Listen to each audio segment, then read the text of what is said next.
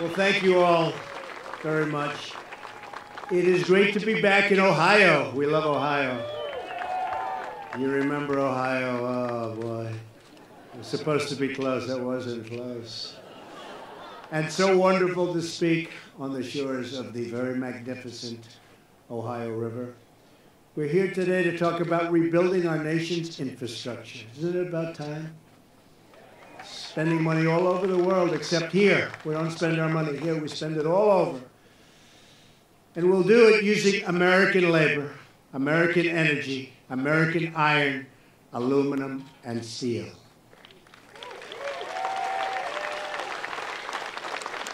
We believe in the dignity of work and in the greatness of the American worker. No worker like our American worker.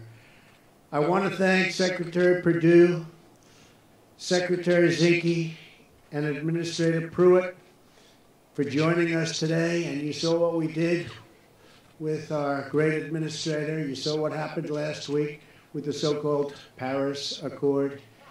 We will keep our nation so great and so strong, and we will never have outside forces telling us what to do and how to do it, believe me.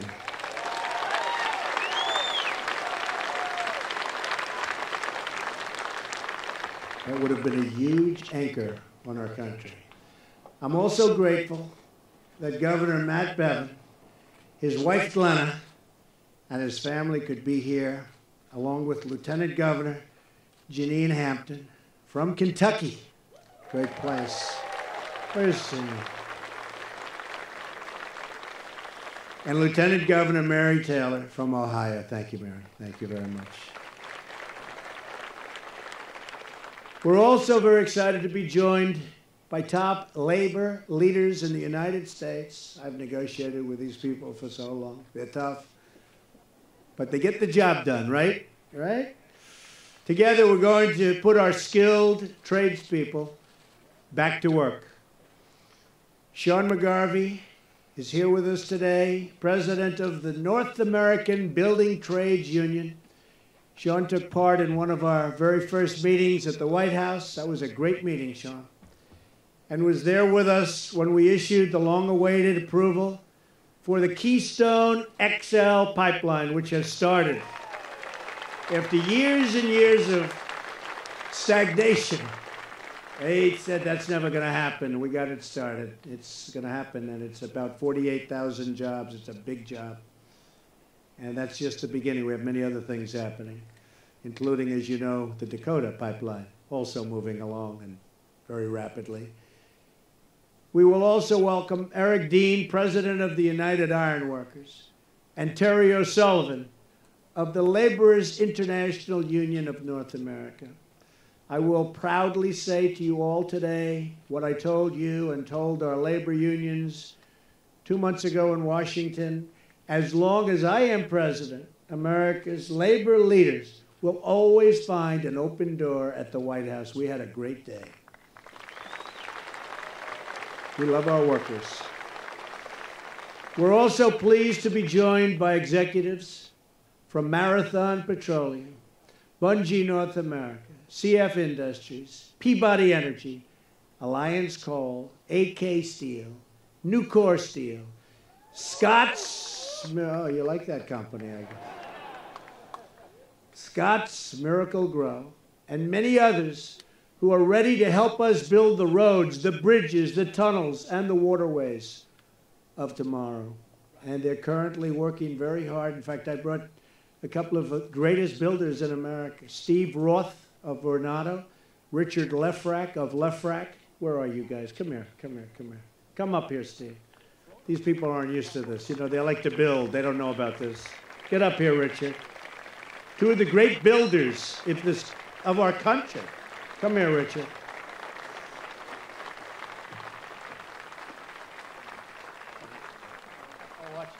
I have to do this. Do you want to say anything, fellas? They're not big talkers. I'll say unless they're behind the desk, they're big talkers. Go ahead, Richard. Go. We're all fortunate to have the greatest builder in America, Donald J. Trump.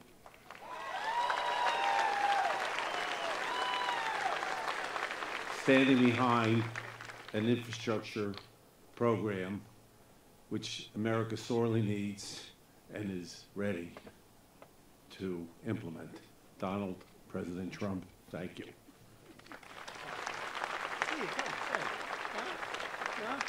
Come on. Get off the stage, fellas. That's it. Richard, that was a good job. Thank you. These are great builders, and we're watching, and they're looking over our shoulders. Believe me, they don't need the money. They're not doing it for that. I said, make sure it's going to come in on time, under budget, maybe even ahead of schedule. But we say on time, under budget, and they're going to be watching and looking over some of the big jobs that we have planned so it gets done properly. Not these jobs that take 14 years to build when they're supposed to be completed in 18 months. You've been hearing about them a little bit, right? That's been the standard. It won't be happening, not in this administration. The American people deserve the best infrastructure anywhere in the world.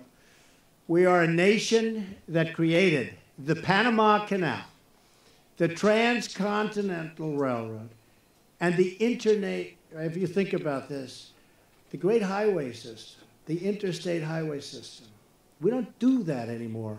We really don't. We don't even fix the old highways anymore. We'll take even fixing them, but we're going to get them going again like they've never been before. These projects not only opened new lanes of commerce, but inspired the immigration and the dreams of millions and millions of people. We crafted monuments to the American spirit. It's time to recapture our legacy as a nation of builders and to create new lanes of travel, commerce, and discovery. And we're going to see all the way into the future. And the future is going to be beautiful, and the future is going to be bright. In my campaign for president, I traveled all across the nation. I saw the crumbling infrastructure. I met with communities that were desperate for new roads and new bridges. Bridges were so dangerous, they couldn't use them. They were worried they'd fall down, and you've seen that happen. And I heard the pleas from the voters who wanted to know why we could rebuild. Foreign countries, my big thing, we build in foreign countries. We spend trillions and trillions of dollars outside of our nation. But we can't build a road, a highway, a tunnel, a bridge in our own nation. And we watch everything falling into disrepair. It's time to rebuild our country, to bring back our jobs, to restore our dreams. And yes, it's time finally to put America first. And that's what I've been doing, if you haven't noticed.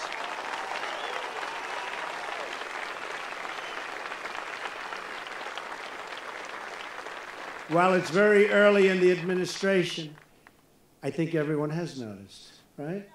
We have noticed. The people are noticing like they've never noticed before. We're already making historic progress. Last month, unemployment fell to its lowest point in 16 years. Right now, thank you.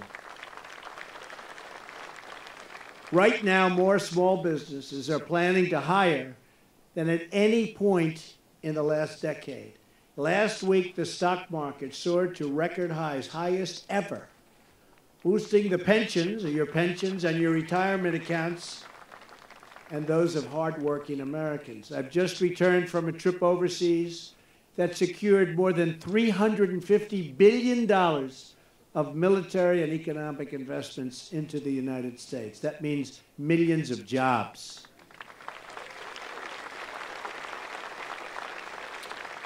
And I want to thank the King of Saudi Arabia, King Salman. Spent a lot of time together, and they're doing a great job. They're going to be doing something very special. You see it with terrorism, the funding of terrorism. It's going to stop. Got to stop the funding of radical Islamic terrorism, and they're going to stop.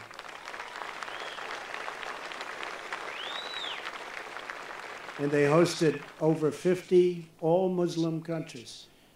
They said there's never been anything like it in our history. In the history of this world, there has never been anything like what took place 2 weeks ago in Saudi Arabia. And I'm very proud to be a part of it. And hopefully that can be the beginning of the end to this horrible, horrible situation that the world is suffering right now called terrorism. We're going to put an end to it, and we have to be very tough, and we have to be very smart, and we have to be very vigilant, and we're going to end it.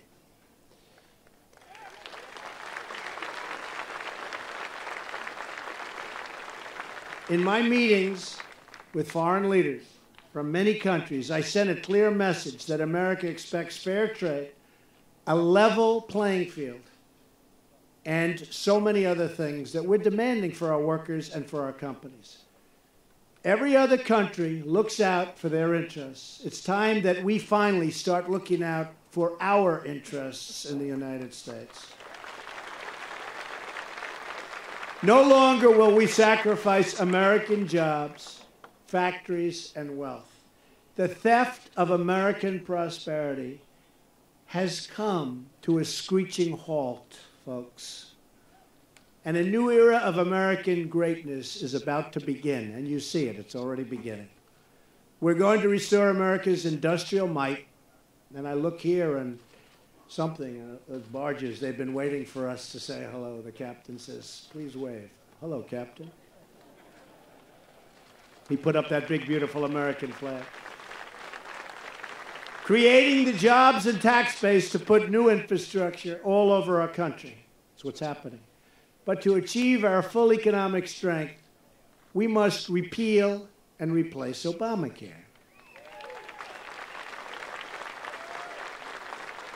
Since Obamacare's implementation began, premiums have increased by an average of 75% in Kentucky and 86% in Ohio. Just yesterday, we learned that the last statewide insurer in Ohio is leaving. Have you folks heard about that? That's it. Bye-bye. Wave goodbye. What a mess. That could mean another 20 counties and 19,000 people will have no plans. The House of Representatives has done, and the House of Representatives has been working, I will tell you, very, very hard. It's done its job in passing along an Obamacare replacement bill.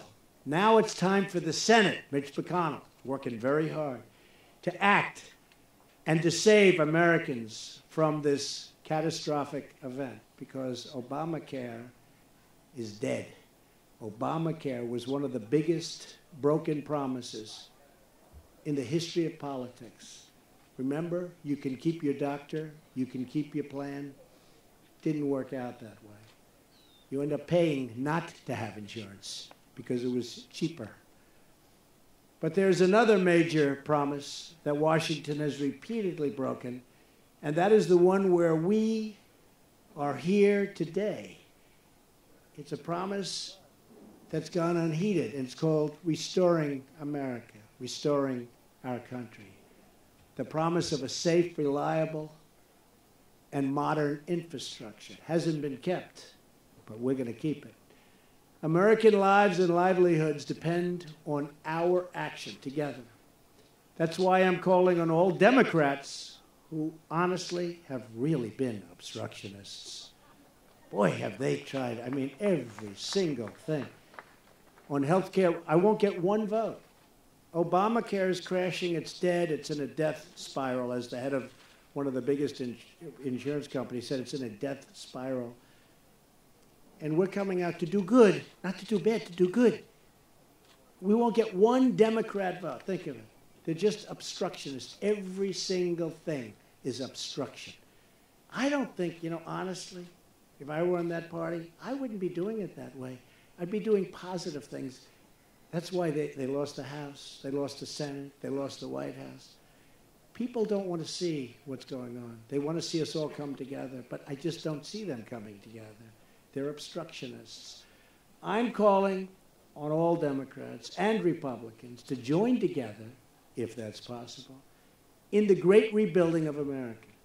Countless American industries, businesses, and jobs depend on rivers, runways, roads, and rails that are in dire and even desperate condition.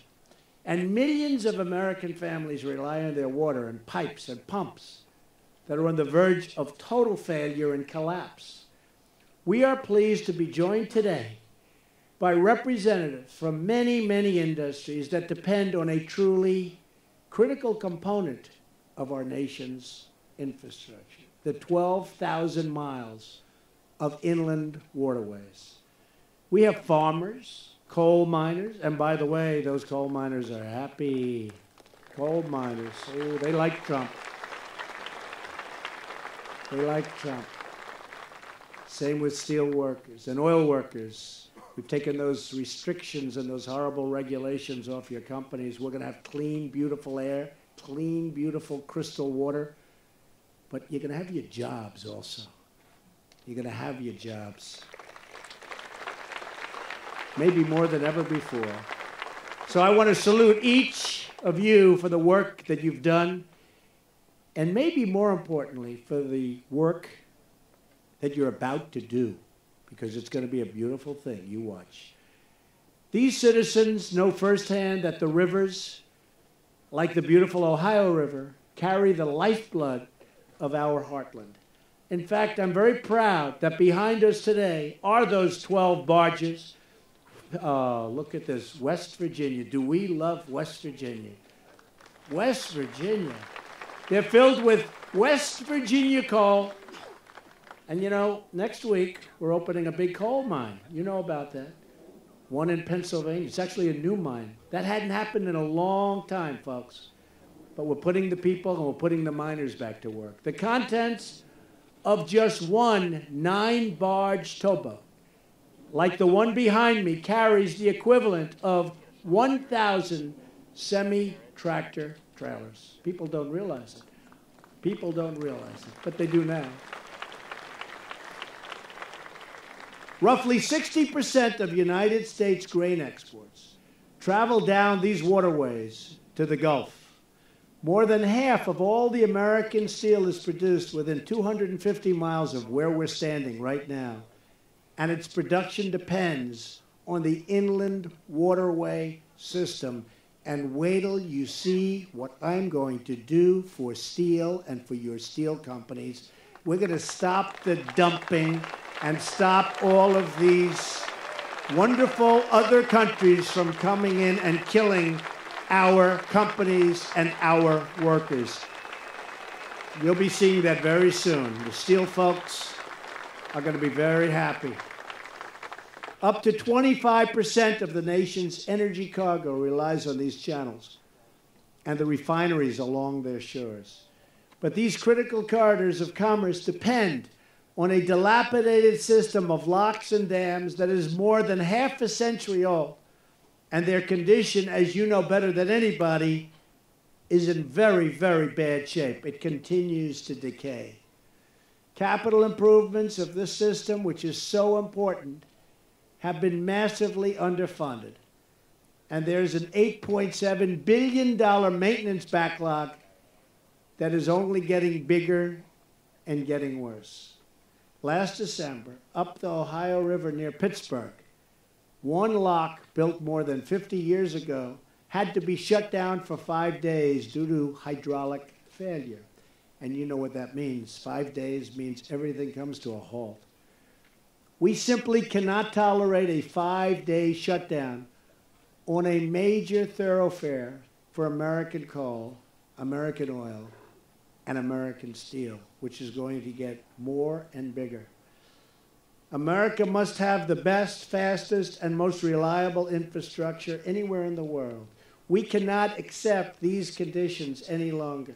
A few years ago, a gate broke from its hinges at the Markland Locks on the Ohio River in Kentucky. It took nearly 5 months to repair. Any of you know about that? Wasn't a pretty picture, right? Right? I don't think so. And in 2011, a massive section of canal wall collapsed near Chicago, delaying everything, and it seemed like forever. Great American businesses like Land O'Lakes, which is here today, from Minnesota. Where are they? Stand up. That's good stuff. Come on, stand up. Good. Good stuff. Fear that the lock and dam systems they rely on are no longer dependable. I am here with a message for you and for all of the great businesses that are gathered with us, and maybe more importantly, because that's what it's ultimately about, those businesses, workers. Together we will fix it. We will create the first-class infrastructure our country and our people deserve. My new vision for American infrastructure will rebuild our country by generating $1 trillion in infrastructure investment. Our infrastructure program, $1 trillion. You know, as of a few months ago, we spent $6 trillion in the Middle East, along with the death of so many incredible people, and along with all of the other problems that you've been watching every night on television and reading about in the papers. $6 trillion. And yet, if we want to fix a road, or we want to fix a school, or we want to make sure that a bridge doesn't collapse in our country, forgetting about even building new ones, we don't ever seem to have the money. Got to change, folks. It's got to change. Something wrong. Something wrong. Our infrastructure program will be based on forging new partnerships and demanding new accountability for every federal taxpayer dollar. Under this vision, the federal government will drastically reduce burdensome regulations, which we've already been doing. We have some more to go, but it's going rapidly. I think when people tell me, you know, we're doing the largest tax cut in history, people are more impressed with the fact that we've cut so many regulations. If they had their choice, which is hard to believe, nobody would have believed. So we're getting rid of the regulations, and we're massively streamlining the approvals and the permitting process. Already my administration has expedited environmental reviews and critical energy projects all across the country. They're getting approved so fast. Thousands and thousands of big jobs, big jobs. I don't mean individual jobs. I'm talking about project-type jobs. Thousands of them are being approved rapidly. And if they're not environmentally sound, they're not going to be approved. But we'll tell them you're not going to get approved. But thousands of jobs are being approved all over the United States. And I'm very proud of it. And Scott Pruitt has been right at the forefront, and he's done an amazing job.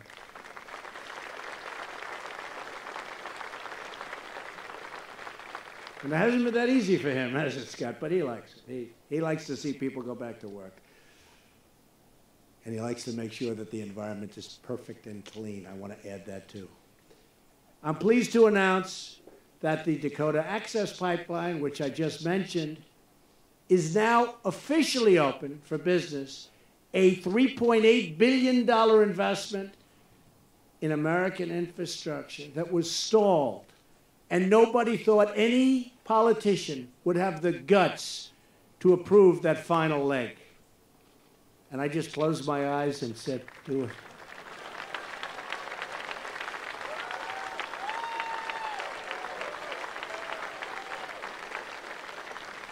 Think of it to a company standpoint. They build this massive pipeline going for miles, then they have to hook it up a little section, and they're stopped. And I said, that's not fair. And you know, when I approved it, it's up, it's running, it's beautiful, it's great. Everybody's happy, the sun is still shining, the water is clean. But you know, when I approved it, I thought I'd take a lot of heat, and I took none. Actually none. People respected that I approved it. But I take so much heat for nonsense that it probably overrode. It probably overrode the other.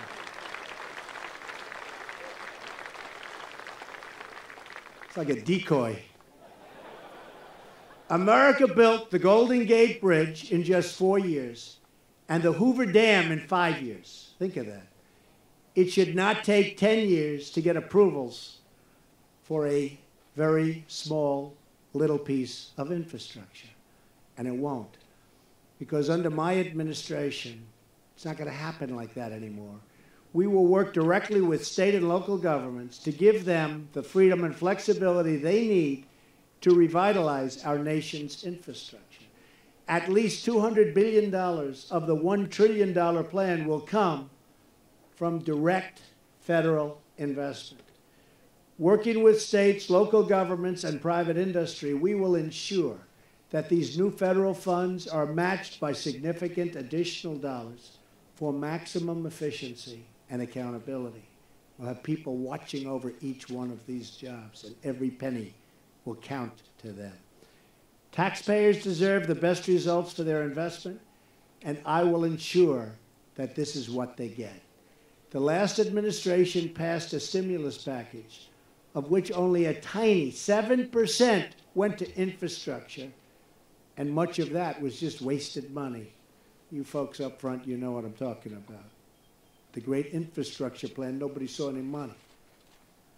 Remember shovel ready, right? Shovel ready wasn't shovel ready. That I can tell you. We're not going to repeat that mistake. That's not going to happen again. Instead, our plan will help states and local governments prioritize their most pressing infrastructure needs, building transformative projects that create a flood of wealth and opportunity to benefit every part of our country, especially rural America. The companies here today are prepared to work with us, and these are great companies today. And you're going to work with us to make sure the right infrastructure gets built and funded quickly, and it's going to be in the right location. Everything about it is going to be right. Businesses like these are ready to invest and create in jobs, but we have been waiting for a responsible partner in the federal government. You've been waiting for a long time. Now you have one.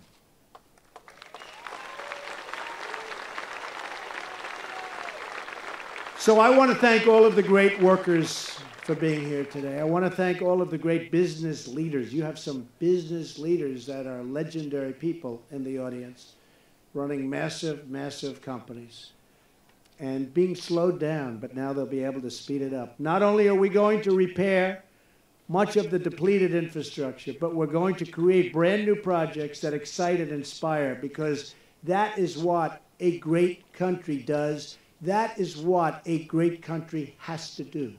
America wants to build. Across the nation, our amazing construction workers, steel workers, iron workers, fitters, electricians, and so many others are just waiting to get back to work. With the talent and skill they represent, which, believe me, I grew up in the building business. I know the talent and the skill and the courage and everything else that they have. There is no limit to what we can achieve. All it takes is a bold and daring vision and the will to make it happen. Nearly 2 centuries ago, one American governor had just such a vision and a will. His name was Governor DeWitt Clinton. As the governor of New York State, he dreamed of a canal stretching nearly 400 miles to connect the Atlantic Ocean in the east with the Great Lakes in the west. He predicted that its construction would place New York City at the very center of worldwide commerce. He took the idea to Washington, but President Thomas Jefferson, great president, didn't agree with him, and he dismissed that concept as total madness. I'd like to thank all of the people that helped so much in that incredible event, and I think that Jefferson simply understood who he was and who he was dealing with, because if you want a New Yorker to do something, just tell them, like our great past governor, that it's impossible to do. The governor didn't give up, and New York State achieved what they thought was the impossible. And when the Erie Canal opened in 1825, he was on the first boat. He personally deposited a bucket of water from the Great Lakes into the New York harbor. The new canal exceeded even the governor's bold vision. It dramatically reduced the time and cost required to transport goods from the heartland.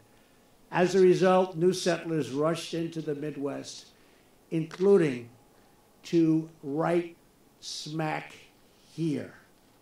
Probably some of you indirectly, right? Definitely some of you. Just as the daring dreams of our ancestors opened new paths across our land, today we will build the dreams that open new paths to a better tomorrow. We too will see jobs and wealth flood into the heartland and see new products and new produce made and grown right here in the USA, and you don't hear that much anymore. We will buy American, and we will hire American.